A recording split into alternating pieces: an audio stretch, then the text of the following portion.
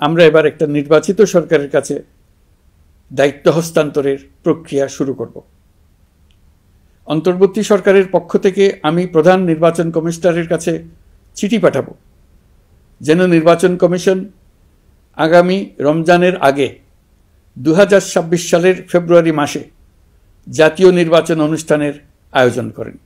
আপনারা সকলেই দোয়া করবেন যেন সুন্দরভাবে নির্বাচন অনুষ্ঠান করে এদেশের সকল নাগরিক একটি নতুন বাংলাদেশ গড়ার কাজে সফলভাবে এগিয়ে যেতে পারে। আমরা সরকারের পক্ষ থেকে এই নির্বাচন যাতে সুষ্ঠু, শান্তিপূর্ণ এবং উৎসবমুখরভাবে সম্পন্ন করা যায় সেই জন্য সকল প্রকার সাহায্য সহযোগিতা প্রদান করব।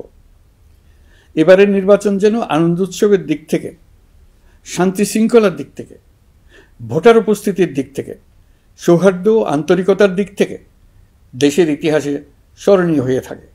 সেই জন্য সকল আয়োজন সম্পন্ন করতে আগামীকাল থেকে আমরা সকলেই মানসিক প্রস্তুতি ও প্রাতিষ্ঠানিক আয়োজন শুরু করব।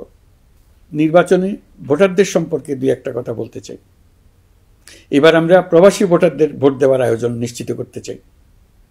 অর্থনৈতিক দিক থেকে সম্পূর্ণ বিধ্বস্ত বাংলাদেশ যে আবার দ্রুত ঘুরে দাঁড়াতে পেরেছে তার বড় কারণ হলো আমাদের রেমিটেন্স যোদ্ধাদের ঐতিহাসিক অবদান।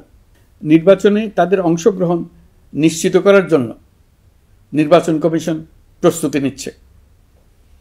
নারী ভোটাররা যেন দেশের সর্বত্র নির্দ্বিধায় আনন্দোৎসাহ সহকারে তাদের ভোট দিতে পারে এটা নিশ্চিত করতে চাই। এবার যেন কেন্দ্রে কেন্দ্রে নারী ভোটারদের ঢল নামে, আমরা সেই লক্ষ্যে সমস্ত ব্যবস্থা গ্রহণ করব। দেশের মানুষের ভোটাধিকার কেড়ে নেবার কারণে গত 15 বছর ধরে নাগরিকবৃন্দ ভোট দিতে পারেনি। এবারের নির্বাচনে আমরা আমাদের বকেয়া আনন্দ সহ মহা আনন্দে ভোট দিতে চাই। এবারের নির্বাচনে জীবনে প্রথমবার ভোট দিতে যাবে এরকম ভোটাররা নানা উৎসবের মধ্য দিয়ে ভোট কেন্দ্রে যাবে, তাদের এই দিনটি স্মরণীয় করে রাখার জন্য। এর মধ্যে নতুন নারী ভোটার থাকবে, নতুন পুরুষ ভোটার থাকবে। এর মধ্যে এমন ভোটার থাকবে যারা 15 বছর আগে থেকেই ভোট দিতে পারত কিন্তু জীবনে একবারও ভোট দিতে পারেনি। এর মধ্যে আসবে যারা 10 বছর আগে, 5 বছর আগে ভোট দিতে পারত কিন্তু পারেনি। আর আসবে ভাগ্যবান ও ভাগ্যবতীর দল যারা এই প্রথমবার ভোটার হওয়ার যোগ্যতা লাভ করলো এবং সঙ্গে সঙ্গে ভোট দেওয়ার সুযোগও পেয়ে গেল। নির্বাচনের দিনকে আমরা ঈদের উৎসবের মতো করতে চাই। এবারের ভোটের আনন্দ থাকবে সবার মধ্যে। আপনারা সবাই বাচ্চা কাচ্চাদের নিয়ে ভোট কেন্দ্রে যাবেন।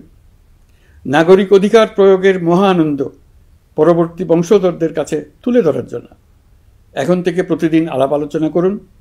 আপনার এলাকায় ভোটদান ব্যবস্থা কেমন হলে সুন্দর হয়, কেমন হলে আনন্দমুখর হয় সেটা আগে থেকে ঠিক করার জন্য।